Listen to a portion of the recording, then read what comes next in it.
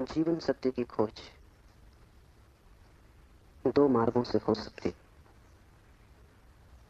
एक पुरुष का मार्ग है आक्रमण का, हिंसा का, छीन झपट का। एक स्त्री का मार्ग है समर्पण का, प्रतिक्रमण का। विज्ञान पुरुष का मार्ग है, विज्ञान आक्रमण है। धर्म स्त्री का मार्ग है, धर्म नमन है। इसे बहुत ठीक से समझ लें। इसलिए पूरब के सभी शास्त्र परमात्मा को नमस्कार से शुरू होते। वो नमस्कार केवल औपचारिक नहीं, वो केवल एक परंपरा और रीति नहीं। वो नमस्कार इंगित है कि मार्ग समर्पण का है, और जो विनम्र हैं केवल वे ही उपलब्ध हो सकेंगे, और जो आक्रामक हैं, अहंकार से भरे हैं, जो सत्य को भी छीन झपट करके पाना चाहते हैं, जो सत्य के भी मालिक होने की आकांक्षा रखते हैं, जो परमात्मा के द्वार पर एक सैनिक की भांति पहुंचे हैं विजय करने, वे हार जाएंगे। वे क्षुद्र को भला छीन झपट लें, विराट उनका न हो सकेगा। वे व्यर्थ को भला लूट के घर ले आए, लेकिन जो सार्थक है वो उनकी लूट का हिस्सा न बनेगा। इसलिए विज्ञान व्यर्थ को खोज लेता है, सार्थक चूक जाता है। मिट्टी, पत्थर, पदार्थ के संबंध में जानकारी मिल जाती, लेकिन आत्मा और परमात्मा की जानकारी छूट जाती। ऐसे ही जैसे तुम राह चलती एक स्त्री पर हमला कर दो, बलात्कार हो जाएगा। स्त्री का शरीर भी तुम कब्जा कर लोगे, लेकिन उसकी आत्मा तुम्हें न मिल सकेगी, उसका प्रेम तुम न पा सकोगे। तो जो लोग आक्रमण की तरह जाते हैं परमात्मा की तरह, वे बलात्कारी। वे परमात्मा के शरीर पर भला कब्जा कर लें, इस प्रकृति पर जो दिखाई पड़ती है, जो दृश्य है, उसकी चीरफाड़ कर लें, विश्लेषण कर लें, उसके कुछ राज खोज लें, लेकिन उनकी खोज वैसी ही क्षुद्र होगी जैसे किसी पुरुष ने किसी स्त्री पर हमला किया हो और बलात्कार किया हो। स्त्री का शरीर तो उपलब्ध हो जाए, लेकिन उपलब्धि दो कौड़ी की है, क्योंकि उसकी आत्मा को तुम छू भी ना पाओगे। और अगर उसकी आत्मा को ना छुआ तो उसके भीतर जो प्रेम की संभावना थी, वो जो छिपा था बीज प्रेम का, वो कभी अंकुरित ना होगा। उसकी प्रेम की वर्षा तुम्हें ना मिल सकेगी। विज्ञान बलात्कार है, वो प्रकृति पर हमला है। जैसे कि प्रकृति कोई शत्रु हो, जैसे कि उसे जीतना है, पराजित करना है। इसलिए विज्ञान तोड़फोड़ में भरोसा करता है, विश्लेषण तोड़फोड़ है, काटपीट में भरोसा करता है। अगर वैज्ञानिक से पूछो कि फूल सुंदर है तो तोड़ेगा, फूल को काटेगा, जांच पड़ताल करेगा, लेकिन उसे पता नहीं तोड़ने में ही सौंदर्य खो जाता है। सौंदर्य तो पूरे में था, खंड खंड में सौंदर्य ना मिलेगा। हाँ, रासायनिक तत्व मिल जाएंगे। किन चीजों से फूल बना है, किन पदार्थों से बना है, किन खनिज और द्रव्यों से बना है, वो सब मिल जाएगा। तुम बोतलों में अलग अलग फूल के खंडों को इकट्ठा करके लेबल लगा दोगे, तुम कहोगे ये केमिकल्स हैं, ये पदार्थ हैं, इनसे मिलकर फूल बना था, लेकिन तुम एक भी ऐसी बोतल न भर पाओगे जिसमें तुम कह सको ये सौंदर्य है जो फूल में भरा था। सौंदर्य तिरोहित हो जाएगा। अगर तुमने फूल पर आक्रमण किया तो फूल की आत्मा तुम्हें न मिलेगी, शरीर ही मिलेगा। विज्ञान इसलिए आत्मा में भरोसा नहीं करता। भरोसा करे भी कैसे? इतनी चेष्टा के बाद भी आत्मा की कोई झलक नहीं मिलती। झलक मिलेगी ही नहीं, इसलिए नहीं कि आत्मा नहीं, बल्कि तुमने जो ढंग चुना है वो आत्मा को पाने का ढंग नहीं। तुम जिस द्वार से प्रवेश किए हो वो क्षुद्र को पाने का द्वार है। आक्रमण से जो बहुमूल्य है वो नहीं मिल सकता। जीवन का रहस्य तुम्हें मिल सकेगा अगर नमन के द्वार से तुम गए। अगर तुम झुके, तुमने प्रार्थना की, तो तुम प्रेम के केंद्र तक पहुंच पाओगे। परमात्मा को रिझाना करीब करीब एक स्त्री को रिझाने जैसा है। उसके पास अति प्रेमपूर्ण, अति विनम्र, प्रार्थना से भरा हृदय चाहिए। और जल्दी वहां नहीं है। तुमने जल्दी की कि तुम चूके, वहां बड़ा धैर्य चाहिए। तुम्हारी जल्दी और उसका हृदय बंद हो जाएगा, क्योंकि जल्दी भी आक्रमण की खबर है। इसलिए जो परमात्मा को खोजने चलते हैं उनके जीवन का ढंग दो शब्दों में समाया हुआ है, प्रार्थना और प्रतीक्षा। प्रार्थना से शास्त्र शुरू होते हैं और प्रतीक्षा पर पूरे होते हैं। प्रार्थना से खोज इसलिए शुरू होती। इस शास्त्र का पहला चरण है ओम स्वप्रकाश आनंद स्वरूप भगवान शिव को नमन। और अब शिव सूत्र प्रारंभ। इस नमन को बहुत गहरे उतर जाने दें, क्योंकि अगर द्वार ही चूक गया तो पीछे महल की जो मैं चर्चा करूंगा वो समझ में ना आएगी। पुरुष को थोड़ा हटाएं, आक्रामक वृत्ति को थोड़ा दूर करें। ये समझ कुछ बुद्धि से आने वाली नहीं, हृदय से आने वाली है। ये समझ कुछ तुम्हारे तर्क पर निर्भर न करेगी, ये तुम्हारे प्रेम पर निर्भर करेगी। इस शास्त्र को तुम समझ पाओगे, लेकिन वो समझ ऐसी ना होगी जैसे कोई गणित को समझता है, वो समझ ऐसी होगी जैसे कोई काव्य को समझता है। कविता पर तुम झपट नहीं पड़ते, तुम कविता का धीरे धीरे स्वाद लेते हो, चुस्की लेते हो, जैसे कोई चाय को पीता है। तुम उसे गटक नहीं चाहते, वो कोई कड़वी दवा नहीं है। तुम उसका स्वाद लेते हो, चुस्की लेते हो, धीरे धीरे उसके स्वाद को लीन होने देते हो। और एक ही कविता को समझना हो तो बहुत बार पढ़ना पड़ता है। एक गणित को तुमने एक बार समझ लिया, फिर दोबारा करने की कोई जरूरत नहीं रह जाती। गणित समाप्त हो गया। कविता कभी भी समाप्त नहीं होती, क्योंकि हृदय का कोई और छोर नहीं। और तुम जितना ही प्रेम करते हो उतना ही उद्घाटित होता है। इसलिए पूर्व में हम शास्त्र का अध्ययन नहीं करते, हम शास्त्र का पाठ करते। अध्ययन शास्त्र का हो भी नहीं सकता। अध्ययन का अर्थ है एक बार समझ लिया फिर कचरे में फेंक दिया, जैसे कि बात खत्म होगी। जब समझ ही लिया तब दोबारा क्या करना है। पाठ का अर्थ होता है समझ बुद्धि की होती तो एक बार में पूरी हो जाती, इसकी तो चुस्कियां बार बार लेनी पड़ेगी। इसे तो जाने अनजाने न मालूम कितनी बार दोहराना पड़ेगा। इसे बहुत से भाव क्षणों में, बहुत सी मनोदशाओं में, कभी सुबह जब सूरज उगता है तब, कभी रात जब सब अंधकार हो जाता है तब, कभी मन जब प्रफुल्लित होता है तब, और कभी मन जब उदासी से भरा होता है तब, विभिन्न चित्त की दशाओं में, विभिन्न मनोक्षणों में इसमें उतरना होगा। तब इसके सभी पहलू धीरे धीरे प्रकट होंगे। फिर भी तुम इसे चुकता न कर पाओगे। कोई शास्त्र कभी चुकता नहीं। जितना ही तुम पाओगे कि खोज लिया, उतना ही तुम पाओगे खोज के लिए और भी ज्यादा बाकी रह गया। जितने तुम गहरे उतरोगे पाओगे गहराई बढ़ती चली जाती है। शास्त्र को कभी पाठ ही चुका नहीं पाता। पाठ का मतलब ही यही है कि बार बार, बहुत बार। पश्चिम इस बात को समझ भी नहीं पाता। उनकी पकड़ के बाहर है कि लोग गीता को हजारों साल से क्यों पढ़ रहे हैं, और एक ही आदमी रोज सुबह उठ के गीता पढ़ लेता है, पागल हो गया है।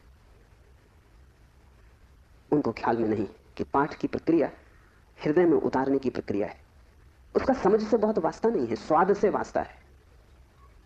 तर्क और गणित और हिसाब से उसका कोई भी संबंध नहीं है।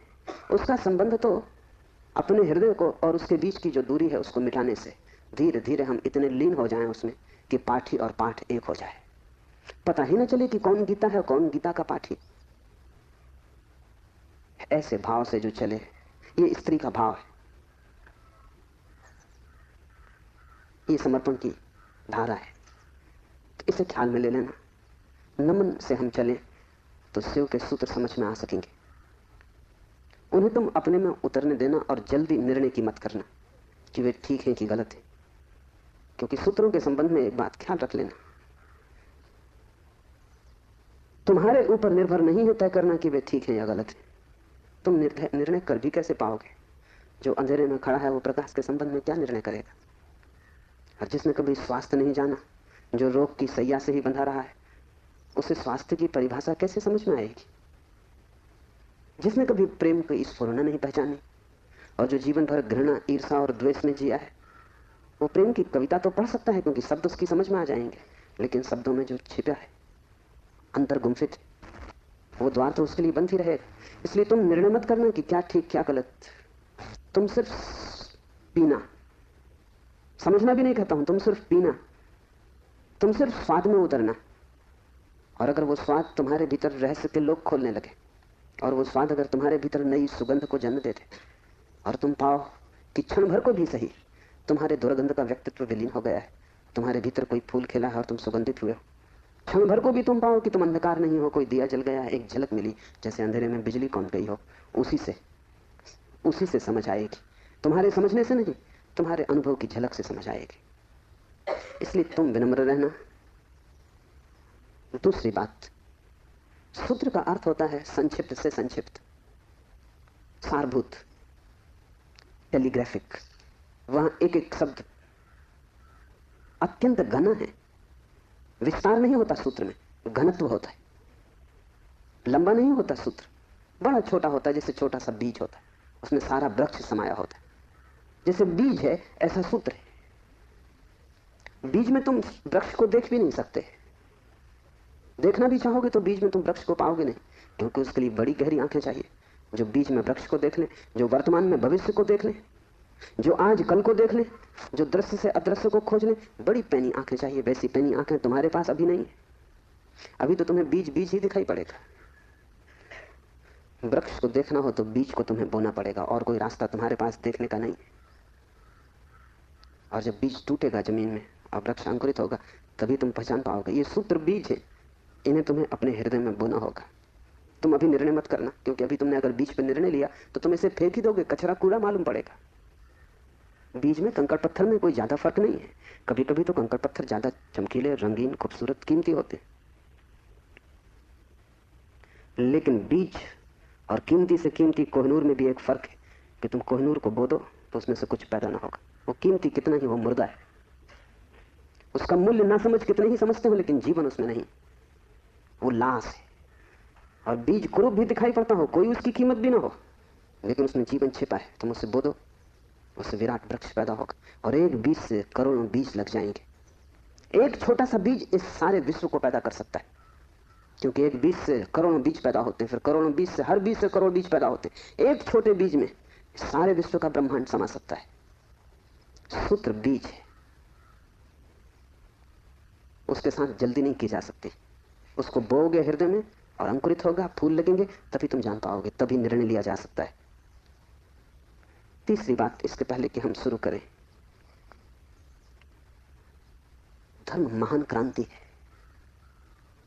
धर्म के नाम से तुमने जो समझा हुआ है उसका धर्म से ना के बराबर संबंध है। इसलिए शिव के सूत्र तुम्हें चौंकाएंगे भी, तुम भयभीत भी होगे, डरोगे भी, क्योंकि तुम्हारा धर्म डगमगाएगा। तुम्हारा मंदिर, तुम्हारी मस्जिद, तुम्हारे गिरजे, अगर ये सूत्र तुमने समझे तो गिर जाएंगे। तुम उन्हें बचाने की कोशिश में मत लगना, क्योंकि वे बचे भी रहे तो भी उनसे तुम्हें कुछ भी मिला नहीं। तुम उनमें जी ही रहे हो और तुम मुर्दा हो। मंदिर काफी सजे हैं, लेकिन तुम्हारे जीवन में कोई भी खुशी की किरण नहीं। मंदिर में काफी रोशनी, उससे तुम्हारे जीवन का अंधकार नहीं मिटता। तो उससे भयभीत मत होना, क्योंकि सूत्र तुम्हें कठिनाई में तो डालेंगे ही, क्योंकि शिव कोई पुरोहित नहीं है। पुरोहित की भाषा तुम्हें हमेशा संतोषदायी मालूम पड़ती, क्योंकि पुरोहित को तुम्हारा शोषण करना है। पुरोहित तुम्हें बदलने को उत्सुक नहीं है। तुम जैसे हो ऐसे ही रहो, इसी में उसका लाभ है। तुम जैसे हो रुग्ण बीमार, ऐसे ही रहो, इसी में उसका व्यवसाय है। मैंने सुना है एक डॉक्टर ने अपने लड़के को पढ़ाया, पढ़ लिख के घर आया, पिता ने कभी छुट्टी भी ना ली थी, तो उसने कहा कि अब तो मेरी कारोबार को संभाल और मैं 3 महीने विश्राम कर लूं। जीवन भर सिर्फ मैंने कमाया है, कभी विश्राम नहीं लिया।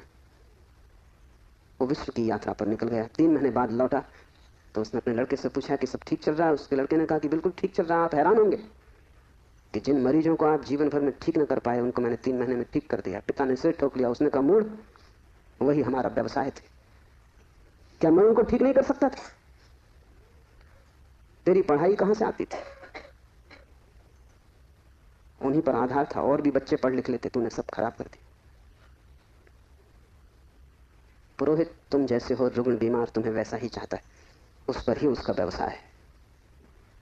शिव कोई पुरोहित नहीं है, शिव तीर्थंकर है, शिव अवतार है, शिव क्रांति दृष्टा है, पैगंबर है।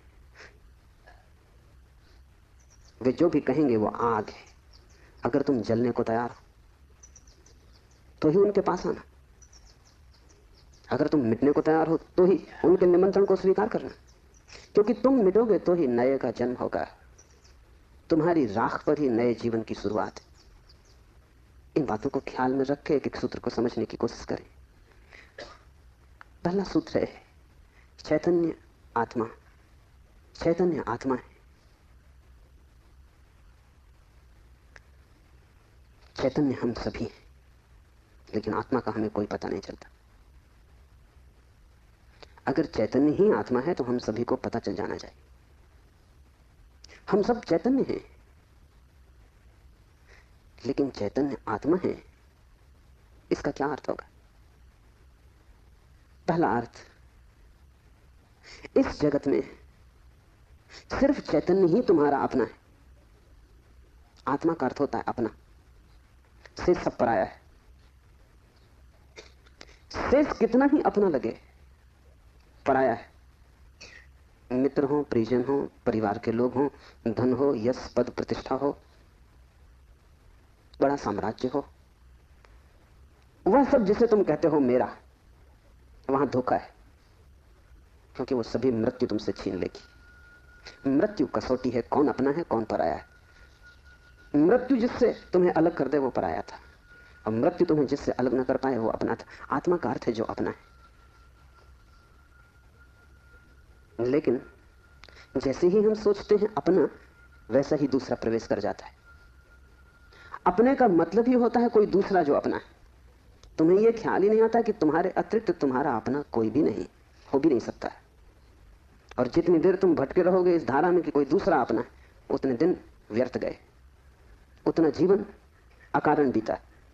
उतना समय तुमने सपने देखे, उतने समय में तुम जाग सकते थे, मोक्ष तुम्हारा होता। तुमने कचरा इकट्ठा किया।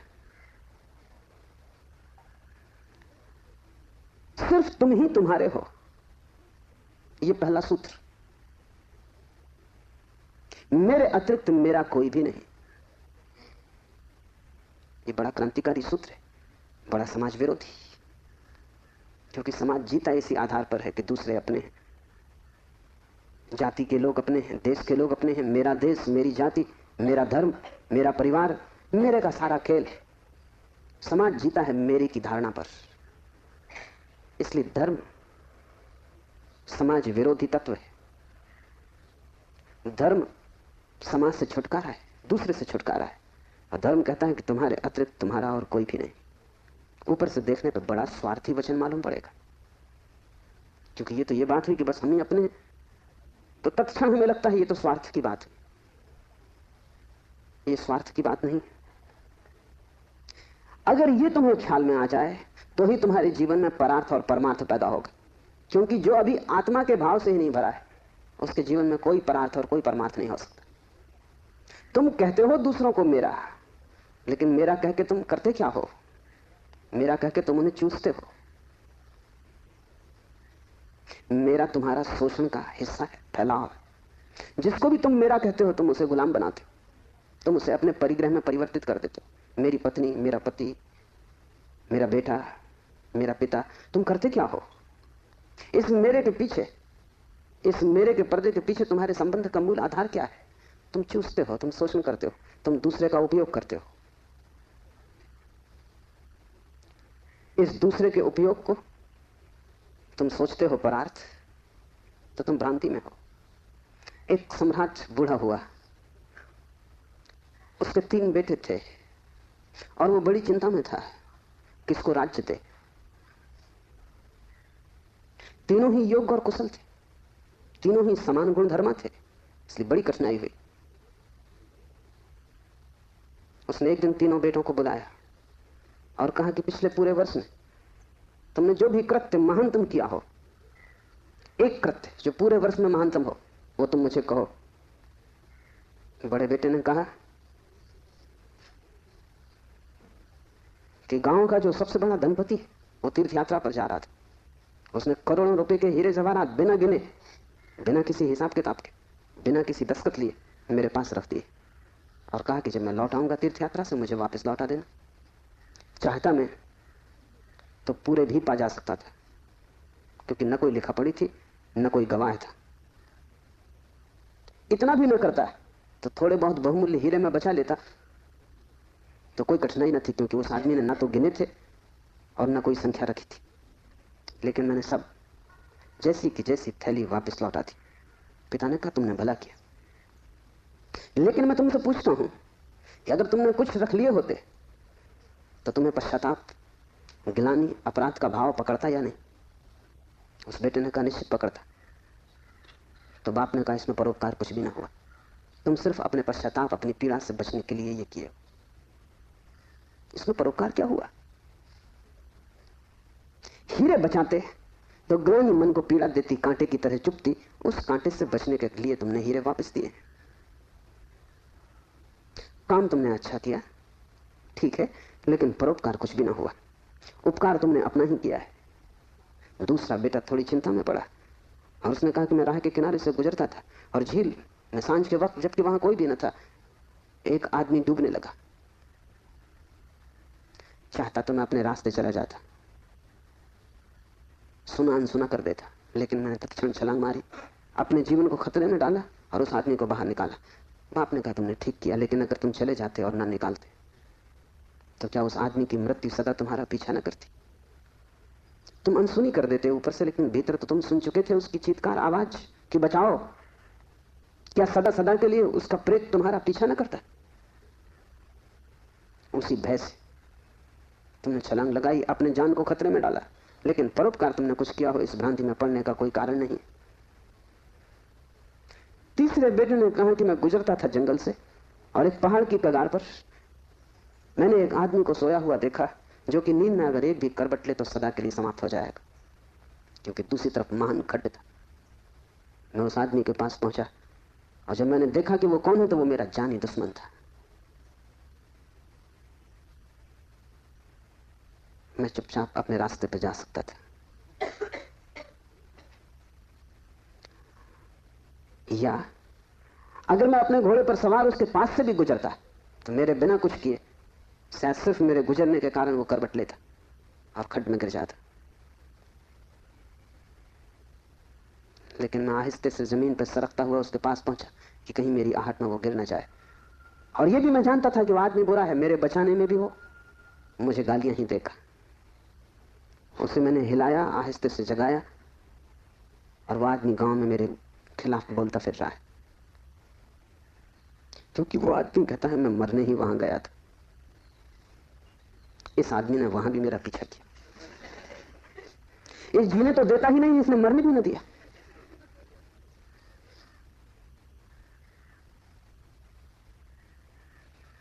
पिता ने कहा तुम दो से बेहतर हो, लेकिन परोपकार ये भी नहीं। क्यों? क्योंकि तुम अहंकार से फूले नहीं समा रहे हो कि तुमने कुछ बड़ा कार्य कर दिया। बोलते हो तो तुम्हारी आंखों की चमक और हो जाती, कहते हो तो तुम्हारा सीना फूल जाता है। और जिस कृत्य से अहंकार निर्मित होता हो वो परोपकार न रहा। बड़े सूक्ष्म मार्ग से तुमने अपने अहंकार को उससे भर लिया। तुम सोच रहे हो तुम बड़े धार्मिक और परोपकारी हो, तुम इन दो से बेहतर हो, लेकिन मुझे राज्य के मालिक के लिए किसी तीसरे की ही तलाश, चौथे की ही तलाश करनी पड़ेगी। जब तुम परोपकार करते हो तब तुम कर नहीं सकते, क्योंकि जिसे अपना ही पता नहीं है वो परोपकार करेगा कैसे?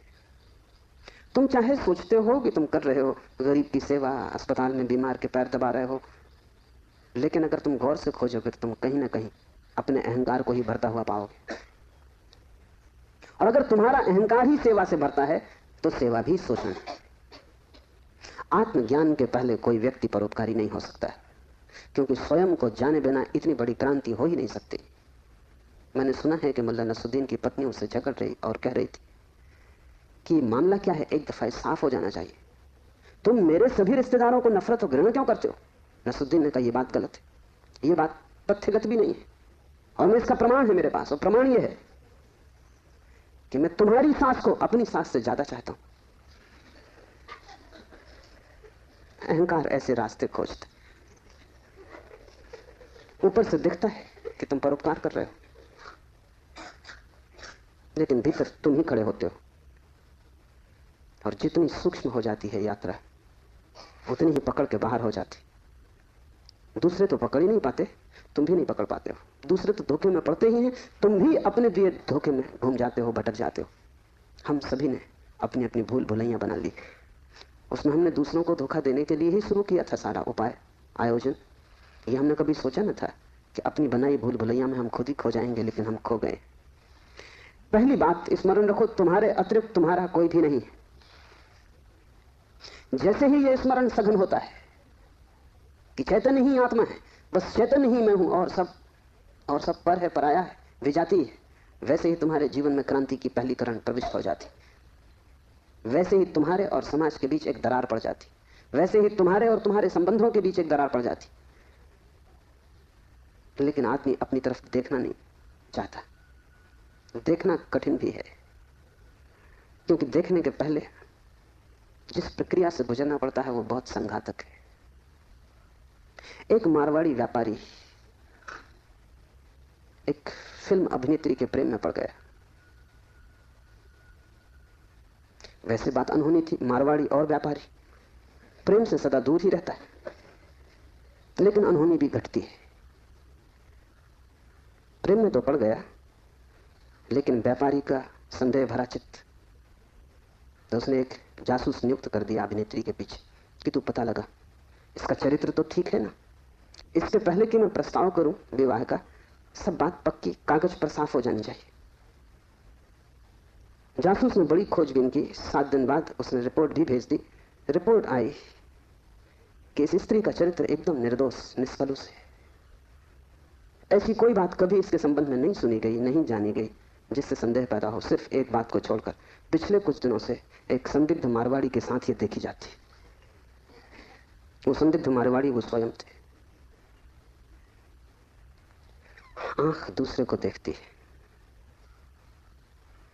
हाथ दूसरे को छूते हैं, मन दूसरे की सोचता है, और तुम सदा अंधेरे में खड़े रह जाते हो। तुम्हारी हालत वही है जो दिया तले अंधेरे की होती। उस दिए की रोशनी सब पे पड़ती, सिर्फ तुम्हें छोड़ देती। इसलिए तुम भटकते हो उस रोशनी में, सब तरफ सब दिशाओं में यात्रा करते हो, और एक अपरिचित रह जाता है, और वही तुम हो। यह पहला सूत्र है चैतन्य आत्मा। इस सूत्र को गहरे बीज की तरह अपने हृदय में उतर जाने दो। व्यर्थ है सारे जगत की यात्रा अगर तुम अपने से अपरिचित रह गए। अगर स्वयं को न जान पाए और सब भी जान लिया, तो वो सारा ज्ञान भी इकट्ठे जोड़ में अज्ञान सिद्ध होगा। अगर अपने को न देख पाए और सारा जगत देख डाला, चांद तारे छान डाले, तो भी तुम अंधे ही रहोगे, क्योंकि आंख तो उसी को मिलती है जो स्वयं को देख लेता है। ज्ञान तो उसी को मिलता है जो स्वयं से परिचित हो जाता है। जो चैतन्य के स्वप्रकाश में नहा लेता है वही पवित्र है, और कोई तीर्थ नहीं है। चैतन्य तीर्थ है, और चैतन्य तुम्हारा स्वभाव है। उससे तुम क्षण भर को भी पार नहीं गए हो, लेकिन दिया तले अंधेरा है। तुम उससे दूर जा भी नहीं सकते, चाहो तो भी, लेकिन भ्रम पैदा हो सकता है कि तुम बहुत दूर चले गए हो।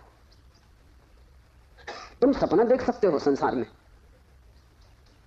लेकिन सपना सत्य नहीं हो सकता। सत्य तो सिर्फ एक बात है, वो है तुम्हारा चैतन्य स्वभाव। चैतन्य आत्मा है, तो पहली तो बात कि मेरा सिवाय चैतन्य के और कोई भी नहीं। ये भाव तुम्हें सघन हो जाए तो सन्यास का जन्म हुआ, क्योंकि मेरे अतिरिक्त भी मेरा कोई हो सकता है, यही भाव संसार है। इसलिए पहले सूत्र में बड़ी क्रांति है। पहली चिनगारी शिव फेंकते हैं तुम्हारी तरफ, और वो ये है कि तुम जान लो कि तुम ही बस तुम्हारे हो, बाकी कोई तुम्हारा नहीं। इससे बड़ा विषाद मन को पकड़ेगा, क्योंकि तुमने दूसरों के साथ बड़े संबंध बना रखे, बड़े सपने संजो रखे। दूसरों के साथ तुम्हारी बड़ी आशाएं जुड़ी हैं। माँ देख रही है कि बेटा बड़ा होगा, बड़ी आशाएं जुड़ी हैं। बाप देख रहा है कि बेटा बड़ा होगा, बड़ी आशाएं जुड़ी हैं। और इन सारी आशाओं में तुम अपने को खो रहे हो। यही तुम्हारे पिता भी इन्हीं आशाओं को कर करके समाप्त हुए तुम्हारे लिए। तुमसे क्या उन्हें मिला? यही आशाएं कर करके तुम समाप्त हो जाओगे। तुम्हारे बेटे से तुम्हें कुछ मिलेगा ना, और तुम्हारा बेटा भी यही मूर्खता जारी रखेगा, वो अपने बेटों से आशाएं करेगा। नहीं, अपनी तरफ देखो, न तो पीछे न आगे, कोई भी तुम्हारा नहीं है। कोई बेटा तुम्हें नहीं भर सकेगा, कोई संबंध तुम्हारी आत्मा नहीं बन सकता। तुम्हारे अतिरिक्त तुम्हारा कोई मित्र नहीं है। लेकिन तब बड़ा डर लगता है, क्योंकि लगता है कि तुम अकेले हो गए। और आदमी इतना भयभीत है कि गली से गुजरता है अकेले में तो भी जोर से गीत गाने लगता है। अपनी ही आवाज सुन के लगता है कि अकेला नहीं। तुम अपनी ही आवाज सुन रहे हो। बाप जब बेटे में अपने सपने रचा रहा है तो बेटे की कोई सहमति नहीं है। ये बाप खुद ही अकेले में सीटी बजा रहा है, इसलिए दुखी होगा कल, क्योंकि इसने जिंदगी भर सपने रचाए और ये सोचता है कि बेटा भी यही सपने देख रहा है। ये गलती में, बेटा अपने सपने देखेगा, तुम अपने सपने देख रहे हो, तुम्हारे बाप ने अपने सपने देखे थे, ये कहीं मिलते नहीं। हर बाप दुखी मरता है। क्या कारण होगा? क्योंकि जो जो सपने वो बांधता है वो सभी सपने बिखर जाते हैं। हर आदमी अपने सपने देखने को यहां है, तुम्हारे सपने देखने को नहीं। और तुम्हें अगर चाहिए कि एक आत्म स्थिति उपलब्ध हो जाए, एक तृप्ति मिले, तो तुम सपने किसी और के साथ मत बांधना, अन्यथा तुम भटकोगे। संसार का इतना ही अर्थ है कि तुमने अपने सपनों की नाव दूसरों के साथ बांध रखी। संन्यास का अर्थ है कि तुम जाग गए, और तुमने एक बात स्वीकार कर ली, कितनी ही कष्टकर हो, कितनी ही दुखपूर्ण मालूम पड़े प्रथम, और कितना ही संघातक पीड़ा अनुभव हो कि तुम अकेले हो, सब संग साथ झूठा है। इसका यह अर्थ नहीं कि तुम भाग जाओ हिमालय, क्योंकि जो हिमालय की तरफ भाग रहा है उसे अभी संग साथ सार्थक है, झूठा नहीं हुआ। क्योंकि जो चीज झूठ हो गई उससे भागने में भी कोई सार्थकता नहीं। कोई भी सुबह जाग के भागता तो नहीं कि सपना झूठा है भागू इस घर से। सपना झूठा हो गया, बात खत्म हो गई, उसमें भागना क्या है। लेकिन एक आदमी है जो भाग रहा है पत्नी से, बच्चों से, इसका भागना बताता है, इसने सुन लिया होगा कि सपना झूठा है, लेकिन अभी इसे खुद पता नहीं चला। कल तक ये पत्नी की तरफ भागता था, पत्नी की तरफ पीट करके भागता है, लेकिन दोनों ही अर्थों में पत्नी सार्थक थी। एक जैन संत हुए, गणेश वर्णी, वर्षों पहले उन्होंने पत्नी त्याग दी। साधु पुरुष थे। कोई 20 वर्ष त्याग के बाद काशी में थे, तब खबर आई कि पत्नी मर गई। उनके मुंह से जो वचन निकला वो याद रख लेने जैसा है। उन्होंने कहा चलो झंझट मिटी। उनके भक्तों ने इस वचन का अर्थ लिया कि बड़ी वीतरागता है। थोड़ा सोचो तो साफ हो जाएगा कि वीतरागता बिल्कुल नहीं, क्योंकि जिस पत्नी को 20 साल पहले छोड़ दिया उसकी झंझट अभी कायम थी तो ही मिट सकती है। गणित बिल्कुल सीधा और साफ है। ये पत्नी जो 20 साल पहले छोड़ दी, किसी न किसी तरह छाया की तरह पीछे चल रही होगी, ये मन में कहीं सवार होगी। इसका उपद्रव कायम था। 20 साल भी इसके उपद्रव को मिटा नहीं पाए थे छोड़ने के बाद। ये मन सतत सोचता रहा होगा, पक्ष में विपक्ष में।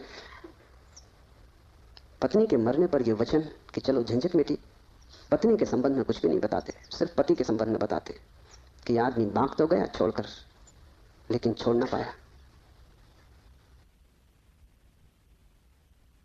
और गणेश वर्णी साधु पुरुष थे, इसलिए थोड़ा सोच लेना, साधु पुरुष भी बड़ी भ्रांति में रह सकते हैं। उनके चरित्र में, आचरण में कोई भूल चूक न थी।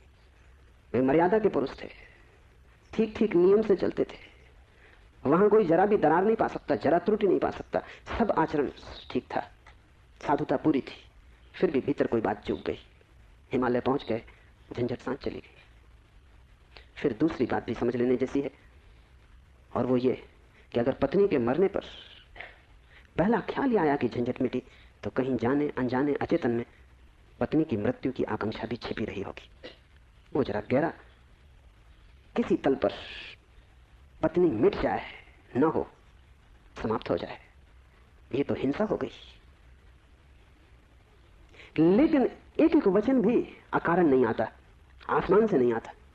एक एक वचन भी भीतर से आता। और ऐसे क्षणों में जबकि पत्नी मर गई इसकी खबर आई हो, तुम ठीक ठीक अपने रोजमर्रा के व्यवसायी होश में नहीं होते, तब तुमसे जो बात निकलती है वो ज्यादा सही होती।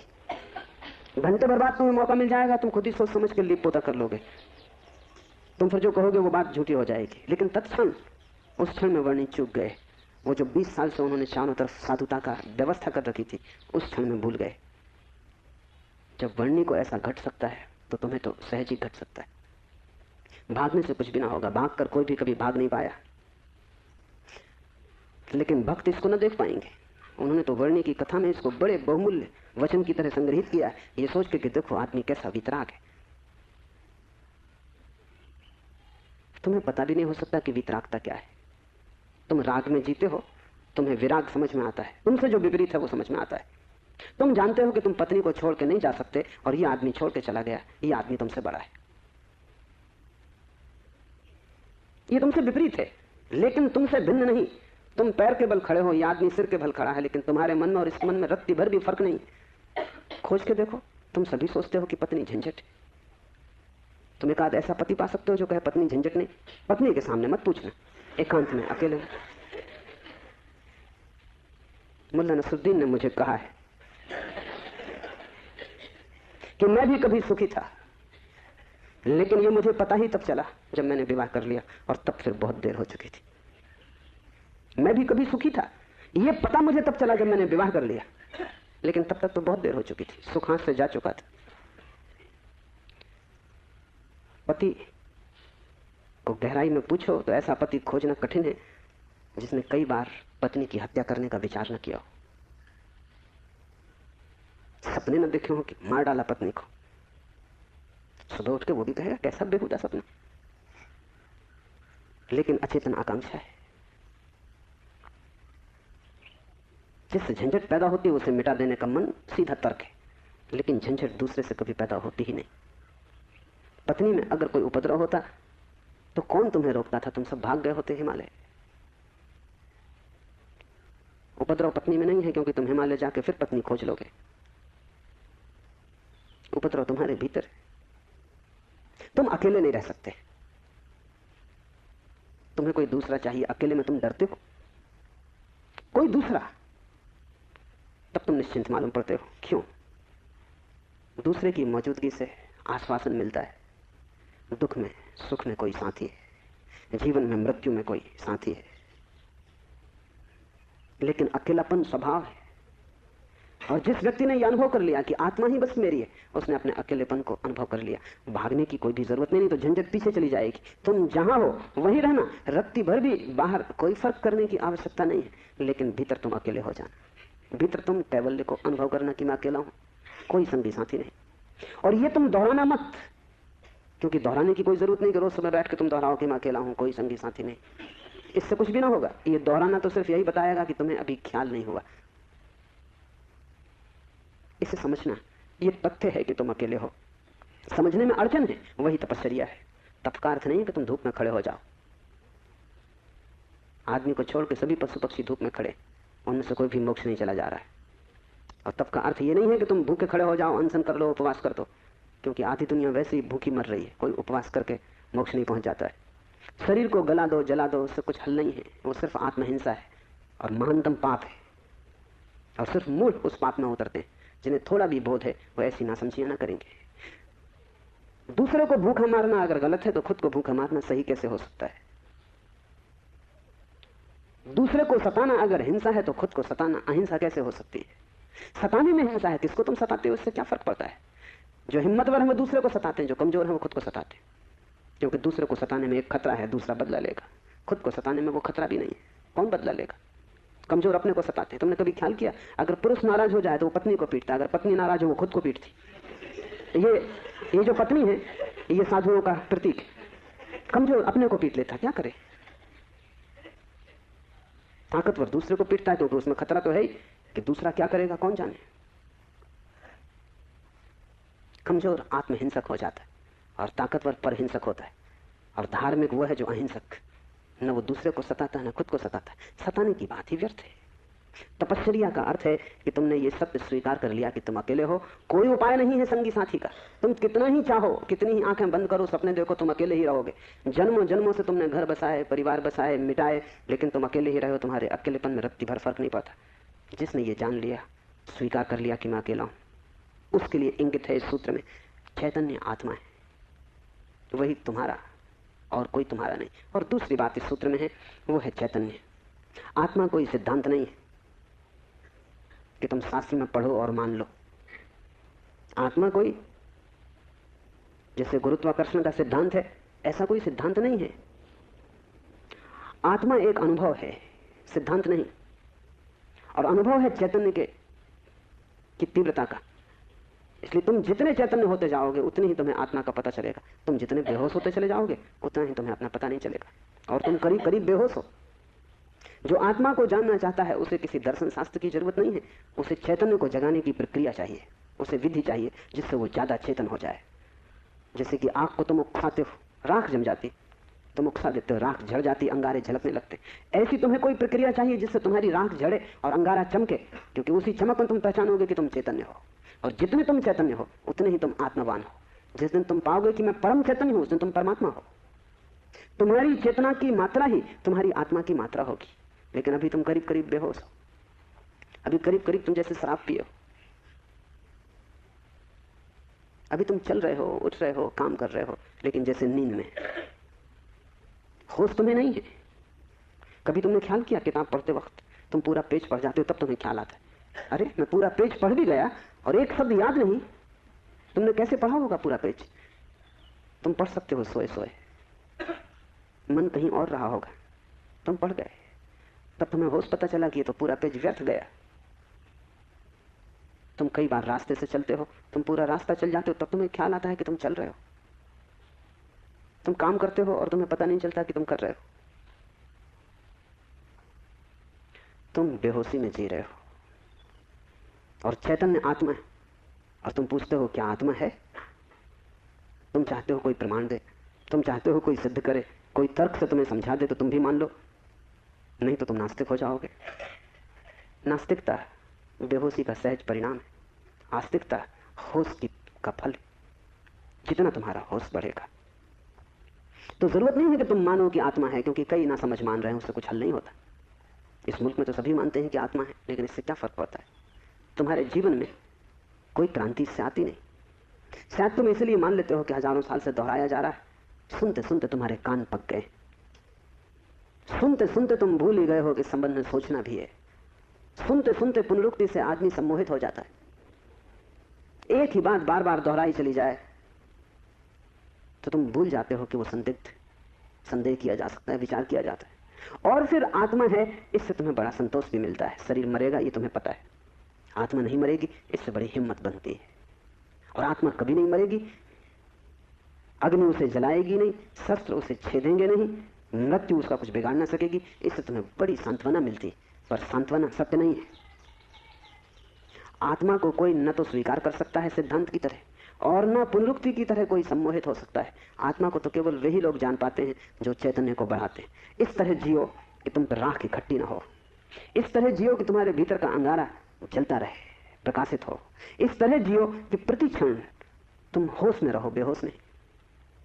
मुल्ला नसरुद्दीन को बच्चा पैदा हुआ, पहला ही लड़का था। नसरुद्दीन बड़ा खुश हुआ, अपने खास मित्र को बुलाया, खुशी मनाने दोनों शराब घर में गए। क्योंकि तुम एक ही खुशी जानते हो, बेहोशी। ये बड़े मजे की बात है। शिव, बुद्ध, महावीर, वे सब चिल्ला चिल्ला के कहते हैं कि दुनिया में एक ही आनंद है, वो है होश। और तुम एक ही सुख जानते हो, वो है बेहोशी। या तो तुम ठीक हो या वो ठीक है, दोनों तो ठीक नहीं हो सकते। मुल्ला नसरुद्दीन सीधा शराब घर गया, बजाय अस्पताल जाने के पहले बेटे को देखता। उसने कहा कि पहले जरा आनंद कर ले, कितने दिनों का सपना पूरा हुआ। डट के दोनों पी गए। जब दोनों पी के पहुंचे अस्पताल और कांच की खिड़की में से बेटे को देखा तो मुल्ला रोने लगा। उसने अपने मित्र से कहा, पहली तो बात मेरे जैसा मालूम नहीं होता। अपना उन्हें पता नहीं है, अभी खुद की शक्ल भी वो पहचान ना सकेंगे, लेकिन मेरा जैसा नहीं मालूम होता। और दूसरी बात, बड़ा छोटा दिखाई पड़ता है। इतने छोटे बच्चे को लेकर करेंगे भी क्या? ये बचेगा? मित्र ने कहा, मत घबराओ, जब मैं पैदा हुआ था तो मैं भी 3 ही पाउंड का था। नसरुद्दीन ने कहा, फिर तुम बचे? मित्र सोचने लगा, क्योंकि वो भी बेहोशी में था। उसने कहा, पक्का नहीं कह सकता।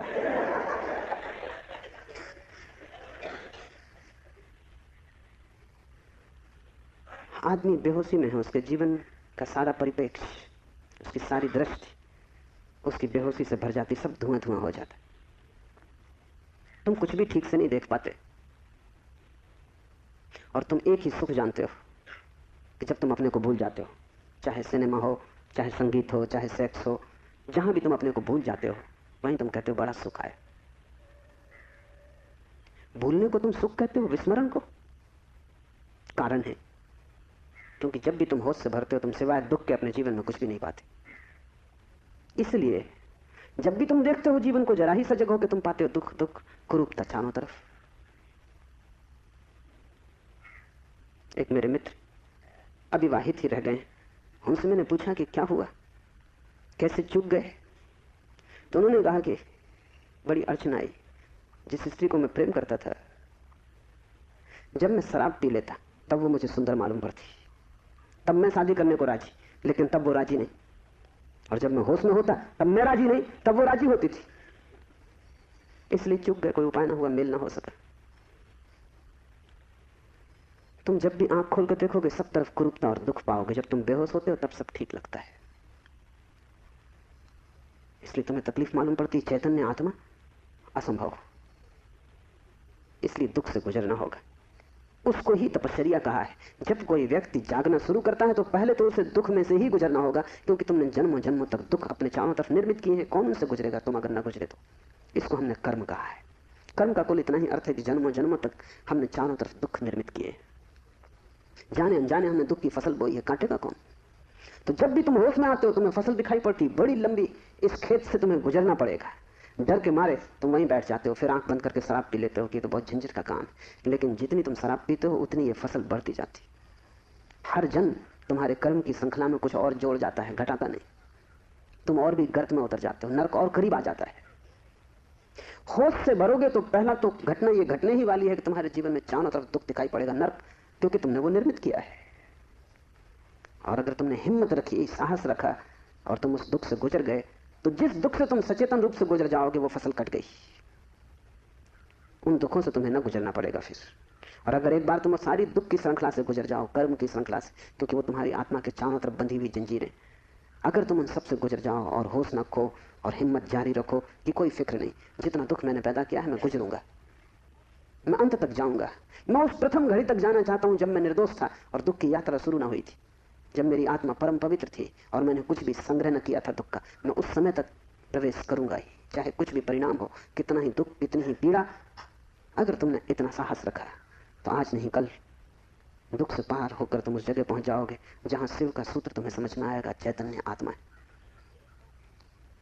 और एक बार तुम अपने भीतर के चैतन्य में प्रतिष्ठित हो जाओ, फिर तुमसे कोई दुख पैदा नहीं होता, क्योंकि बेहोश आदमी अपने चारों तरफ दुख पैदा करता है। तुमने देखा है शराबी को चलते हुए रास्ते पर वो कैसा डगमगाता है? ऐसी तुम्हारी जिंदगी है, कहीं पैर रखते हो कहीं पड़ता है, कहीं जाना चाहते हो कहीं पहुंच जाते हो, कुछ करना चाहा था कुछ और ही हो जाता है, कुछ कहने निकले थे कुछ और ही कह के घर लौट आते हो। इसे तुम रोज देख रहे हो, फिर भी तुम समझ नहीं पाते कि क्यों हो रहा है। तुम गए थे किसी से क्षमा मांगने और झगड़ा करके वापस आ गए। होश में हो तुम बात प्रेम की कर रहे थे, दुश्मनी हो गई। एक आदमी शराब पिए आकाश की तरफ देखता हुआ चला जा रहा था। एक कार उसके पास से निकली, बमुश्किल ड्राइवर बचा पाया। गाड़ी रोक के ड्राइवर ने कहा, महानुभाव, अगर आप नहीं देखते वहां जहां आप जा रहे हैं तो फिर आप वहीं चले जाएंगे जहां आप देख रहे हैं। और हम सब, हमें कुछ पता भी नहीं कि हम कहां जा रहे हैं, क्यों जा रहे हैं, कहां देख रहे हैं, क्यों देख रहे हैं, चले जा रहे हैं। क्योंकि एक बेचैनी है भीतर जो बैठने भी नहीं देती, एक शक्ति है भीतर जो चलाए चली जाती है। फिर हम जो भी करते हैं वो सबके उल्टे परिणाम आते हैं। लोग मेरे पास आते हैं, वो कहते हैं हमने बदी तो कभी की नहीं, नेकी की और फल बदी मिल रहा है। ऐसा हो नहीं सकता कि तुम नेकी करो फल में बदी मिले। ऐसा हो नहीं सकता कि तुम आम के बीज बो और नीम के फल लगे। ऐसा हो नहीं सकता। इतना ही हो सकता है कि तुम ऐसे बेहोशी में बोए होगे, बोए तुमने नीम के ही फल, तुम होश में न थे, क्योंकि वृक्ष थोड़ी झूठ बोलेगा। तुम ही कहीं बोते वक्त भूल में पड़े होगे। तुम जब नेकी भी करते हो तब भी तुम्हारा नेकी करने का मन नहीं होता। तुम सच भी बोलते हो तो तुम दूसरे को चोट पहुंचाने के लिए सच बोलते हो। तुम सच बोलते हो दूसरे के अपमान के लिए। तुम सच बोलते हो जैसे तुम सच का उपयोग एक घातक हथियार की तरह कर रहे हो। तुम्हारे सत्य कड़वे होते हैं। सत्य के कड़वे होने की कोई भी जरूरत नहीं, लेकिन मजा तुम्हें कड़वेपन में है, सत्य में तुम्हें मजा भी नहीं। तुम्हारा झूठ सदा मीठा होता है, तुम्हारा सत्य सदा कड़वा होता है। बात क्या है? क्या कड़वापन सत्य का स्वभाव है? क्या मिठास झूठ का हिस्सा है? नहीं। झूठ को तुम चलाना चाहते हो, तुम उसे मीठा बनाते हो, क्योंकि अगर वो मीठा ना होगा तो चलेगा नहीं। एक तो झूठ चलना मुश्किल, मिठास के सहारे ही चलेगा। जैसे कड़वी दवा की गोली पर हम मीठी परत चढ़ा देते, बच्चा मीठी गोली समझ के खा लेता है, और जब तक कड़वेपन का पता चलता तब तक गोली भीतर जा चुकी है। तुम झूठ को मीठा बनाते हो क्योंकि तुम झूठ चलाना चाहते हो। तुम सत्य को कड़वा बनाते हो क्योंकि सत्य से तुम केवल चोट करना चाहते हो, उसको चलाना नहीं चाहते। तुम सत्य बोलते ही तब हो जब तुम सत्य का इस तरह उपयोग कर सको कि वो झूठ से बदतर साबित हो, तभी तुम बोलते हो। तुम बेहोश हो, तुम्हारे कृत्यों का तुम्हें कुछ पता नहीं है कि तुम क्या कर रहे हो। इसे थोड़ा होशपूर्वक देखना शुरू करो। जो तुम बोलना चाहते हो वही बोले, या तुम कुछ और बोल गए? क्या तुमने यही सोचा था बोलने के लिए जो तुम बोले? मार्क ट्वेन लौटता था एक रात, उसकी पत्नी ने पूछा, घर आया, पत्नी ने पूछा कैसा रहा व्याख्यान? वो व्याख्यान देने गया था। उसने कहा कौन सा व्याख्यान? जो मैंने तैयार किया था वो, या जो मैंने वहां दिया वो, या जो मैं चाहता था कि देता वो? कौन सा व्याख्यान? एक तो आदमी तैयार करता है और एक आदमी फिर जो देता है, उसमें बड़ा फर्क है। और फिर एक जो घर लौटते वक्त तो सोचता है दिया होता। वो तीनों अलग अलग है। होश में हो, सब निशाने तुम्हारे चुक जाते हैं। तुम्हारी जिंदगी में कभी भी कोई निशाना लगा? आंख बंद करके भी आदमी तीर चलाता रहे तो कभी ना कभी निशाना लगेगा। मैंने सुना है कि अगर बंद घड़ी भी दीवार पर टंगी रहे तो 24 घंटे में 2 बार सही समय बताएगी। तुम्हारी जिंदगी में ऐसा भी नहीं आया कि 2 बार भी तुमने सही समय बताया हो। तुम बंद घड़ी से गए बीते। अंधेरे में भी आदमी तीर चलाता रहे तो कभी ना कभी निशान पे लग जाएगा। तुम खुली आंख से, होश में, प्रकाश में तीर चलाते हो, कभी निशाने पे नहीं लगता। क्या बात होगी? मुल्ला नसरुद्दीन को बड़ा शौक था हिरन की शिकार करने का। तीसरी बार जब वो शिकार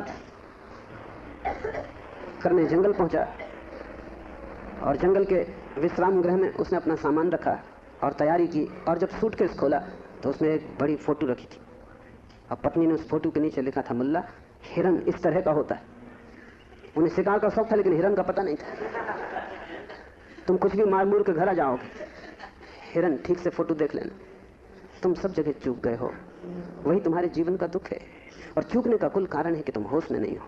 इसलिए जो भी करो होश पूर्वक करो। उठो तो भी होश पूर्वक, चलो तो भी होश पूर्वक। महावीर ने कहा है विवेक से चलो, विवेक से बैठो, विवेक से भोजन करो, विवेक से बोलो, विवेक से सो तक।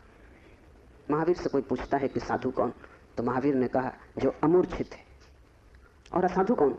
तो महावीर ने कहा जो मूर्छित है। जो सोया सोया जी रहा है वो असाधु, जो जागा जागा जी रहा है वो साधु। यही शिव कह रहे हैं, चैतन्य आत्मा।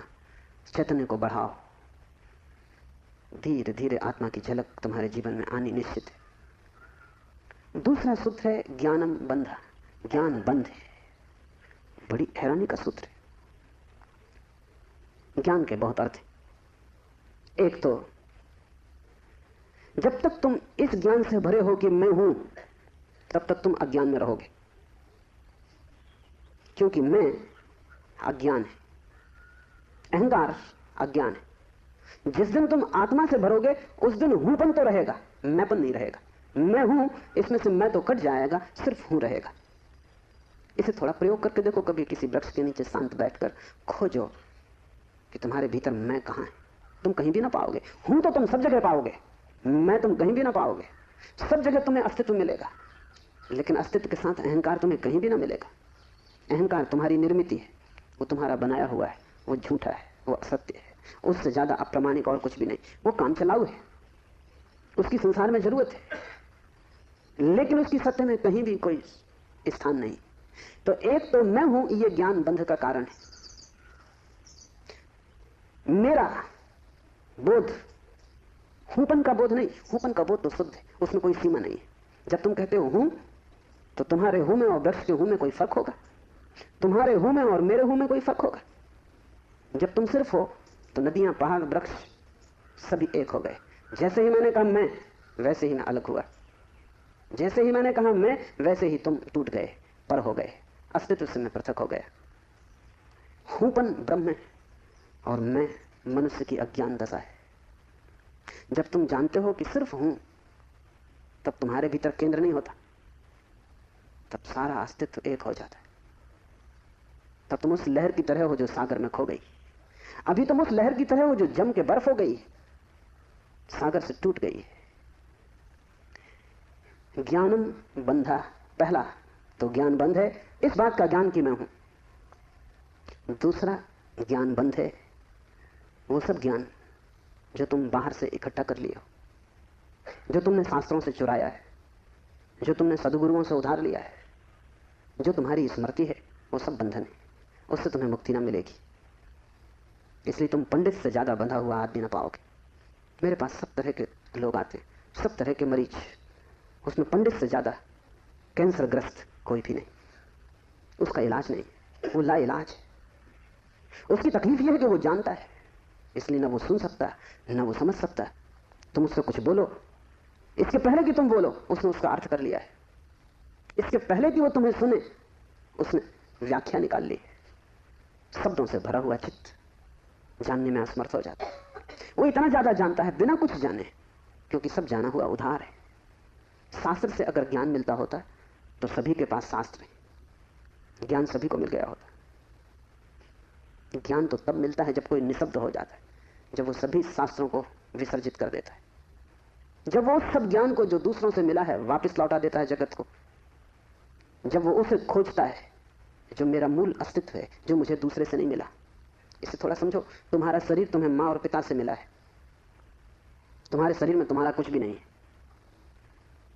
आधा तुम्हारी माँ का दान है, आधे तुम्हारे पिता का दान है। फिर तुम्हारा शरीर तुम्हें भोजन से मिला है, वो जो रोज तुम भोजन कर रहे हो। 5 तत्वों से मिला है, वायु है, अग्नि है, 5 तत्व हैं, उनसे तुम्हें मिला है। इसमें तुम्हारा कुछ भी नहीं है। लेकिन तुम्हारी चेतना तुम्हें 5 तत्वों में से किसी से भी नहीं मिली है। तुम्हारी चेतना तुम्हें माँ और पिता से भी नहीं मिली है। तुम जो जो जानते हो वो तुमने स्कूल विश्वविद्यालय से सीखा है, शास्त्रों से सुना है, गुरुओं से पाया है, वो तुम्हारे शरीर का हिस्सा है, तुम्हारी आत्मा का नहीं। तुम्हारी आत्मा तो वही है जो तुम्हें किसी से भी नहीं मिली है। जब तक तुम उस शुद्ध तत्व को न खोज लोगे, जो निपट तुम्हारा है, जो तुम्हें किसी से भी नहीं मिला है, न माँ ने दिया, न पिता ने, न समाज ने, न गुरु ने, न शास्त्र ने, वही तुम्हारा स्वभाव है। ज्ञान बंद है, क्योंकि वो तुम्हें इस स्वभाव तक न पहुंचने देगा। ज्ञान ने ही तुम्हें बांटा है। तुम कहते हो मैं हिंदू, तुमने कभी सोचा कि तुम हिंदू क्यों हो? तुम कहते हो मैं मुसलमान, तुमने कभी विचारा कि तुम मुसलमान क्यों हो? हिंदू और मुसलमान में फर्क क्या है? क्या उनका खून निकाल के कोई डॉक्टर परीक्षा करके बता सकता है कि हिंदू का खून है ये मुसलमान का खून? क्या उनकी हड्डियां काट के कोई बता सकता है कि हड्डी मुसलमान से आती है कि हिंदू से आती है? कोई उपाय नहीं। शरीर की जांच से कुछ भी पता न चलेगा, क्योंकि दोनों के शरीर 5 तत्वों से बनते हैं। लेकिन अगर उनकी खोपड़ी की जांच करो तो पता चल जाएगा कि कौन हिंदू है कौन मुसलमान है, क्योंकि दोनों के शास्त्र अलग, दोनों के सिद्धांत अलग, दोनों के शब्द अलग। शब्दों का भेद है तुम्हारे बीच। तुम हिंदू हो क्योंकि तुम्हें एक तरह का ज्ञान मिला जिसका नाम हिंदू, दूसरा जैन है क्योंकि उसे दूसरे तरह का ज्ञान मिला जिसका नाम जैन। तुम्हारे बीच जितने फासले हैं, दीवालें हैं, वो ज्ञान की दीवालें, और सब ज्ञान उधार। तुम एक मुसलमान बच्चे को हिंदू के घर में रख दो, वो हिंदू की तरह बड़ा होगा, वो ब्राह्मण की तरह जनेऊ धारण करेगा, वो उपनिषद और वेद के वचन उद्धृत करेगा। और तुम एक हिंदू के बच्चे को मुसलमान के घर रख दो, वो कुरान की आयत दोहराएगा। ज्ञान तुम्हें बांटता है, क्योंकि ज्ञान तुम्हारे चारों तरफ एक दीवार खींच देता है, और ज्ञान तुम्हें लड़ाता है, और ज्ञान तुम्हारे जीवन में वैमनस्य और शत्रुता पैदा करता है। थोड़ी देर को सोचो, अगर तुम्हें कुछ भी ना सिखाया जाए कि तुम हिंदू हो या मुसलमान या जैन या पारसी, तो तुम क्या करोगे? तुम बड़े होगे एक मनुष्य की भांति, तुम्हारे बीच कोई दीवार ना होगी। दुनिया में कोई 300 धर्म है, 300 कारागृह, और हर आदमी पैदा होते से एक कारागृह या दूसरे कारागृह में डाल दिया जाता है। और पंडित पुरोहित बड़ी चेष्टा करते हैं कि बच्चे पे जल्दी से जल्दी कब्जा हो जाए। उसको वो धर्म शिक्षा कहते हैं, उससे ज्यादा अधर्म और कुछ भी नहीं, उसको धर्म शिक्षा कहते हैं। 7 साल के पहले बच्चे को पकड़ लें, क्योंकि 7 साल का बच्चा अगर बड़ा हो गया तो फिर पकड़ना रोज रोज मुश्किल होता जाएगा। और बच्चे को अगर थोड़ा भी बोध आ गया तो फिर वो सवाल उठाने लगेगा, और सवालों का जवाब पंडितों के पास बिल्कुल नहीं। पंडित सिर्फ मूढ़ों को तृप्त कर पाते हैं। जितनी कम बुद्धि का आदमी हो, पंडित से उतनी जल्दी तृप्त हो जाता है। वो एक प्रश्न पूछता, उत्तर मिल जाता है। तुम जाते हो पंडित से पूछते हो संसार को किसने बनाया, वो कहता भगवान। तुम प्रश्न घर लौटाते हो बिना पूछे कि भगवान को किसने बनाया। अगर तुम दूसरा प्रश्न पूछते, पंडित नाराज हो जाते, क्योंकि उसका उसे भी पता नहीं, किताब में वो लिखा नहीं। और फिर झंझट की बात है, परमात्मा को किसने बनाया। फिर तुम पूछते ही चले जाओगे, वो कोई भी जवाब दे, तुम पूछोगे उसको किसने बनाया। अगर गौर से देखो तो तुम्हारे पहले सवाल का जवाब दिया नहीं गया है। पंडित ने तुम्हें सिर्फ संतुष्ट कर दिया क्योंकि तुम बहुत बुद्धिमान नहीं हो। और बच्चे अबोध, उनका अभी तर्क नहीं जगा, विचार नहीं जगा, अभी वो प्रश्न नहीं पूछ सकते। अभी तुम जो भी कचरा उनके दिमाग में डाल दो, वो उसे स्वीकार कर लेंगे। बच्चे सभी को स्वीकार कर लेते हैं क्योंकि वो सोचते हैं जो भी दिया जा रहा है वो सभी ठीक है। बच्चा ज्यादा सवाल नहीं उठा सकता, सवाल उठाने के लिए थोड़ी प्रौढ़ता चाहिए, इसलिए सभी धर्म बच्चों की गर्दन पकड़ लेते हैं और फांसी लगा देते हैं। फांसी बड़ी सुंदर है। किसी के गले में बाइबल लटकी है, किसी के गले में समयसार लटका है, किसी के गले में कुरान लटकी है, किसी के गले में गीता लटकी है। ये इतने प्रीतिकर बंधन है कि इनको छोड़ने की हिम्मत फिर जुटानी बहुत मुश्किल है। और जब भी तुम इन्हें छोड़ना चाहोगे, एक खतरा सामने आ जाएगा, क्योंकि इन्हें छोड़ा तो तुम अज्ञानी, क्योंकि जैसे तुम इनको छोड़ोगे तुम पाओगे मैं तो कुछ जानता नहीं, बस ये किताब सारी संपदा है, इसको संभालो। अपने अज्ञान को छिपाने का यही तो एक उपाय है। लेकिन अज्ञान छिपने से अगर मिटता होता तो बड़ी आसान बात हो गई होती। अज्ञान छिपने से बढ़ता है, जैसे कोई अपने घाव को छिपा ले, उससे कुछ मिटेगा नहीं, घाव और भीतर भीतर बढ़ेगा, मवाद पूरे शरीर में फैल जाएगी। शिव कहते हैं ज्ञान बंद है, ज्ञान सीखा हुआ, ज्ञान उधार, ज्ञान दूसरे से लिया हुआ बंधन का कारण है। तुम उस सब को छोड़ देना जो दूसरे से मिला है, तुम उसकी तलाश करना जो तुम्हें किसी से भी नहीं मिला, तुम उसकी खोज में निकलना, उस चेहरे की खोज में जो तुम्हारा है। तुम्हारे भीतर छिपा हुआ एक झरना है चैतन्य का, जो तुम्हें किसी से भी नहीं मिला, जो तुम्हारा स्वभाव है, जो तुम्हारी निज संपदा है, निजत्व है, वही तुम्हारी आत्मा है। तीसरा सूत्र है योनि वर्ग और कला शरीर है। योनि से अर्थ है प्रकृति, इसलिए हम स्त्री को प्रकृति कहते हैं। स्त्री शरीर देती है, वो प्रकृति की प्रतीक है। और कला का अर्थ है कर्ता का भाव। एक ही कला है, वो कला है संसार में उतरने की कला, और वो है कर्ता का भाव। इन दो चीजों से मिलकर तुम्हारा शरीर निर्मित होता है। तुम्हारे कर्ता का भाव, तुम्हारा अहंकार, और प्रकृति से मिला हुआ शरीर। अगर तुम्हारे भीतर कर्ता का भाव है तो तुम्हें योग्य शरीर प्रकृति देती चली जाएगी। इसी तरह तुम बार बार जन्मे हो। कभी तुम पशु थे, कभी पक्षी थे, कभी वृक्ष थे, कभी मनुष्य। तुमने जो चाहा है वो तुम्हें मिला है। तुमने जो आकांक्षा की है, तुमने जो कर्तव्य की वासना की है, वही घट गया है। तुम्हारे कर्तव्य की वासना घटना बन जाती है, विचार वस्तुएं बन जाते हैं। इसलिए बहुत सोच विचार के वासना करना, क्योंकि सभी वासनाएं पूरी हो जाती हैं देर अबेर। अगर तुम बहुत बार देखते हो आकाश में पक्षी को और सोचते हो कैसी स्वतंत्रता पक्षी को, काश हम पक्षी होते, देर न लगेगी, जल्दी तुम पक्षी हो जाओ। तुम अगर देखते हो एक कुत्ते को संभोग करते हुए और तुम सोचते हो कैसी स्वतंत्रता, कैसा सुख, जल्दी ही तुम कुत्ते हो जाओगे। तुम जो भी वासना अपने भीतर संग्रहित करते हो वो बीज बन जाती। प्रकृति तो केवल शरीर देती है, कलाकार तो तुम ही हो, स्वयं को निर्माण करने वाले। अपने शरीर को तुमने ही बनाया है, ये कला का अर्थ है। कोई तुम्हें शरीर नहीं दे रहा है, तुम्हारी वासना ही निर्मित करती है। तुमने कभी ख्याल किया, रात तुम सोते हो तो आखिरी जो विचार होता है सोते समय, वही सुबह उठते वक्त पहला विचार होगा। रात भर तुम सोए रहे, वो बीज की तरह विचार भीतर पड़ा रहा, जो अंतिम था वो सुबह प्रथम होगा। तुम मरोगे इस शरीर से, आखिरी मरते क्षण में तुम्हारे सारे जीवन की वासना संग्रहित होकर बीज बन जाएगी। वही बीज नया गर्भ बन जाएगा। जहां से तुम मिटे वहीं से तुम फिर शुरू हो जाओगे। तुम जो भी हो ये तुम्हारा ही कृत्य है, किसी दूसरे को दोष मत देना। यहां कोई दूसरा है भी नहीं जिसको दोष दिया जा सके। ये तुम्हारे ही कर्मों का संचित फल है। तुम जो भी हो, सुंदर कुरूप, दुखी सुखी, स्त्री पुरुष, तुम जो भी हो ये तुम्हारे ही कृत्यों का फल है। तुम ही हो कलाकार अपने जीवन के। मत कहना कि भाग्य ने बनाया है, क्योंकि वो धोखा है। उस भांति तुम जिम्मेवारी किसी और पर डाल रहे हो। मत कहना कि परमात्मा ने भेजा है।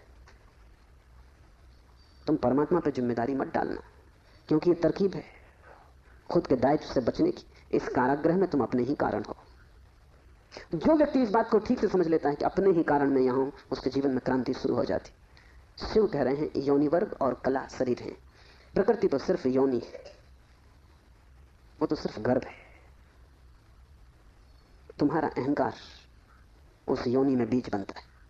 तुम्हारे कर्तव्य का भाव कि मैं ये करूं, मैं ये पाऊं, मैं ये हो जाऊं, उसमें बीज बनता है।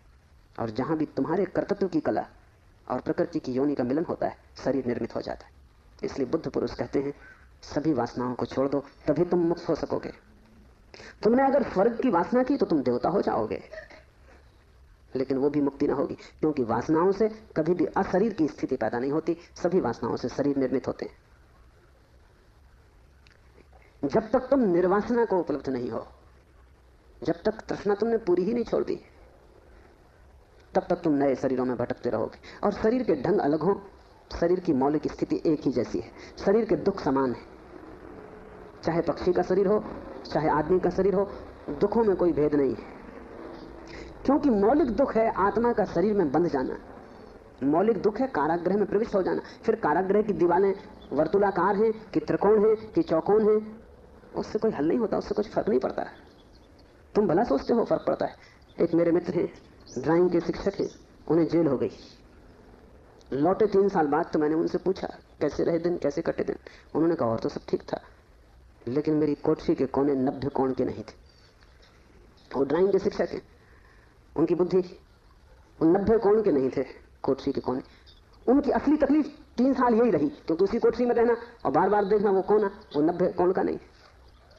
तो जो बात उन्होंने मुझसे की वो ये कि और तो सब ठीक था, बाकी कुछ अड़चन न थी, लेकिन कोने ठीक 90 के नहीं थे। कोने 90 के हों कि 90 के ना हो, इससे क्या बुनियादी फर्क पड़ेगा? कारागृह कारागृह, पक्षी का शरीर के आदमी का बहुत फर्क नहीं पड़ता। बंद तुम हो गए वही दुख है, बंध गए तुम वही दुख। वासना बांधती, वासना है रज्जु जिससे हम बंधते हैं। और ध्यान रखना, तुम्हारे अतिरिक्त और कोई जिम्मेवार नहीं है। उद्यमो भैरवा, चौथा सूत्र है उद्यम ही भैरव है। उद्यम उस आध्यात्मिक प्रयास को कहते हैं जिससे तुम इस कारागृह के बाहर होने की चेष्टा करते हो, वही भैरव है। भैरव शब्द पारिभाषिक है। भा का अर्थ है भरण, रा का अर्थ है रवण, वा का अर्थ है वमन। भरण का अर्थ है धारण, रवण का अर्थ है संहार, और वमन का अर्थ है फैलाना। भैरव का अर्थ है ब्रह्म, जो धारण किए है, जो संभाले है, जिसमें हम पैदा होंगे और जिसमें हम मिटेंगे, जो विस्तार है और जो ही संकोच बनेगा, जो सृष्टि का उद्भव है और जिसमें प्रलय होगा। मूल अस्तित्व का नाम भैरव है। शिव कहते हैं उद्यम ही भैरव है। और जिस दिन भी तुमने आध्यात्मिक जीवन की चेष्टा शुरू की, तुम भैरव होने लगे, तुम परमात्मा के साथ एक होने लगे। तुम्हारी चेष्टा की पहली किरण और तुमने सूरज की तरफ यात्रा शुरू कर दी। पहला ख्याल तुम्हारे भीतर मुक्त होने का, और ज्यादा दूर नहीं है मंजिल, क्योंकि पहला कदम करीब करीब आधी यात्रा है। उद्यम भैरव है। पाओगे, देर लगेगी, मंजिल पहुंचने में समय लगेगा, लेकिन तुमने चेष्टा शुरू की और तुम्हारे भीतर बीज आरोपित हो गया कि मैं उठूं इस कारागृह के बाहर, मैं जाऊं शरीर से मुक्त हूं, मैं हटूं वासना से, मैं अब और बीज न बोऊं इस संसार को बढ़ाने के, मैं और जन्मों की आकांक्षा न करूं। तुम्हारे भीतर जैसे ही ये भाव सघन होना शुरू हुआ कि अब मैं मूर्छा को तोड़ूं और चैतन्य बनूं, वैसे ही तुम भैरव होने लगे, वैसे ही तुम ब्रह्म के साथ एक होने लगे। क्योंकि वस्तुतः तो तुम एक हो ही, सिर्फ तुम्हें स्मरण आ जाए। मूलतः तो तुम एक हो ही, तुम उसी सागर के झरने हो, तुम उसी सूरज की किरण हो, तुम उसी महाआकाश के एक छोटे से खंड हो। पर तुम्हें स्मरण आना शुरू हो जाए और दीवारें विसर्जित होने लगे तो तुम उस महाआकाश के साथ एक हो जाओगे। उद्यम भैरव है। बड़ी सघन चेष्टा करनी जरूरी है, क्योंकि नींद गहरी है। तोड़ोगे सतत तो ही टूट पाएगी, आलस्य करोगे संभव नहीं होगा। आज तोड़ोगे, कल फिर बना लोगे तो फिर भटकते रहोगे। एक हाथ से तोड़ोगे, दूसरे से बनाते जाओगे तो श्रम व्यर्थ होगा। उद्यम का अर्थ है तुम्हारी पूरी चेष्टा संलग्न हो जाए। लोग मेरे पास आते हैं, वो कहते हैं हम करते हैं लेकिन कुछ हो नहीं रहा, और मैं उनकी शक्ल देखता हूँ, वो करते हैं ही नहीं, या ऐसा मरे मरे करते हैं जैसे मक्खियां उड़ा रहे हैं। उनके करने में कोई प्राण नहीं है, इसलिए नहीं होता। लेकिन वो आते ऐसे हैं जैसे कि वो परमात्मा पे कोई बड़ी कृपा कर रहे हैं कि करते हैं और नहीं हो रहा, तो शिकायत लेके आए कि कहीं कुछ गड़बड़ हो रही, कहीं कोई अन्याय हो रहा है, कि दूसरों को हो रहा है हमें नहीं हो रहा। इस जगत में अन्याय होता ही नहीं। इस जगत में जो भी होता है न्याय है, क्योंकि यहाँ कोई आदमी नहीं बैठा है न्याय अन्याय करने को। जगत में तो नियम है, उन्हीं नियमों का नाम धर्म है। तुम अगर इस क्षेत्र से चले, गिरोगे, टांग टूट जाएगी, तो तुम जाके अदालत में ये नहीं कहोगे कि गुरुत्वाकर्षण के कानून पर एक मुकदमा चलाता हूं, तो अदालत कहेगी तुम तिरछे मत चलते। गुरुत्वाकर्षण तुम्हें गिराने में उत्सुक नहीं है, न तुम्हें संभालने में उत्सुक है। तुम जब सीधे सीधे चलते हो वही तुम्हें संभालता है, जब तुम तिरछे चलते हो वही तुम्हें गिराता है। न गिराने की उसकी कोई आकांक्षा है, न संभालने की। तटस्थ है जगत का नियम। उस तटस्थ नियम का नाम धर्म है। उसको हिंदुओं ने रित कहा है। वो परम नियम है। वो तुम्हारी तरफ पक्षपात नहीं करता कि किसी को गिरा दे, किसी को उठा दे। तुम जैसे ही ठीक चलने लगते हो वो तुम्हें संभालता है। तुम गिरना चाहते हो वो तुम्हें गिराता है। वो हर हालत में उपलब्ध है। तुम जैसा भी उसका उपयोग करना चाहते हो वो तुम्हें खुला है, उसके द्वार बंद नहीं। तुम सिर ठोकना चाहते हो दरवाजे से, सिर ठोक लो। तुम दरवाजा खोल के भीतर जाना चाहते हो, भीतर चले जाओ। वो तटस्थ है। उद्यम भैरव है। महान श्रम चाहिए। उद्यम का अर्थ है प्रगाढ़ श्रम। तुम्हारी समग्रता लग जाए श्रम में, उसका नाम उद्यम है। और तब देर न लगेगी तुम्हारे भैरव हो जाने में। शक्ति चक्र के संधान से विश्व का संहार हो जाता है, 5वां सूत्र है। और अगर तुमने ठीक उद्यम किया अगर तुमने अपनी संपूर्ण ऊर्जा को संलग्न कर दिया चेष्टा में, सत्य की खोज, परमात्मा की खोज या आत्मा की खोज में, तो तुम्हारे भीतर जो शक्ति का चक्र है वो पूर्ण हो जाता है। अभी तुम्हारे भीतर शक्ति का चक्र पूर्ण नहीं है, कटा बटा है। वैज्ञानिक कहते हैं कि बुद्धिमान से बुद्धिमान आदमी भी अपनी 15% से ज्यादा प्रतिभा का उपयोग नहीं करता। 85% प्रतिभा ऐसे ही सड़ जाती है। ये तो बुद्धिमान आदमी की बात है। बुद्धू का क्या हिसाब, वो तो शायद करते ही नहीं। हम अपने शरीर की भी ऊर्जा का पूरा उपयोग नहीं करते, 5% ज्यादा से ज्यादा। तो अगर हम मंदे मंदे जीते, अगर हमारा दिया टिमटिमाता टिमटिमाता लगता है, तो कसूर किसका है? तुम जीते ही नहीं पूरी तरह। जैसे तुम जीने से भी भयभीत हो कि लपट कहीं जोर से ना आ जाए, तुम डरे डरे हो, तुम कपते कपते जीते हो, तो फिर शक्ति का जो चक्र है तुम्हारे भीतर वो पूरा नहीं हो पाता। तो तुम्हारी गाड़ी ऐसे चलती है जैसे, कभी कार को तुमने देखा हो, पेट्रोल कभी आता कभी नहीं आता, कभी कचरा आता, तो कार ऐसे चलती जैसे हिचकी खा रही हो। बस ऐसा तुम्हारा जीवन है, हिचकी खाते तुम चलते हो। जरा जरा सी शक्ति के खंड खंड आते हैं, अखंड शक्ति नहीं हो पाती। जिस चीज में भी तुम अपनी पूरी शक्ति लगा दोगे, वो कोई भी हो चीज, अगर तुम चित्र बनाते हो और चित्रकार हो और तुमने अपनी पूरी शक्ति को चित्र बनाने में लगा दिया, पूरी कि रत्ती भर बाकी ना बची, तो तुम वहीं से मुक्त हो जाओगे, क्योंकि वही उद्यम पूर्ण होते ही भैरव हो जाता है। अगर तुम एक मूर्तिकार हो, तुमने सब कुछ मूर्ति में समाहित कर दिया कि मूर्ति बनाते समय तुम ना बचे, बस मूर्ति ही बची, तो शक्ति का चक्र पूरा हो जाता है। जब तुम पूरी शक्ति को निमज्जित करते हो किसी भी कृत्य में, वही ध्यान हो जाता है। भैरव निकट, मंदिर पास आ गया। 5वां सूत्र है, शक्ति चक्र के संधान से विश्व का संहार हो जाता है। और जब भी तुम्हारी शक्ति का चक्र पूरा होता है, टोटल, समग्र, अंश अंश नहीं, पूर्ण, उसी क्षण तुम्हारे लिए विश्व समाप्त हो गया। तुम्हारे लिए फिर कोई संसार नहीं, तुम परमात्मा हो गए, तुम भैरव हो गए, तुम मुक्त हो। फिर तुम्हारे लिए न कोई बंधन है, न कोई शरीर है, न कोई संसार है। पूर्ण शक्ति का प्रयोग स्मरण रखना। इस समाधि साधना शिविर में अगर तुमने पूरी शक्ति को लगाया, ऐसे ही ऊपर ऊपर नहीं ध्यान किए, पूरी शक्ति लगा दी,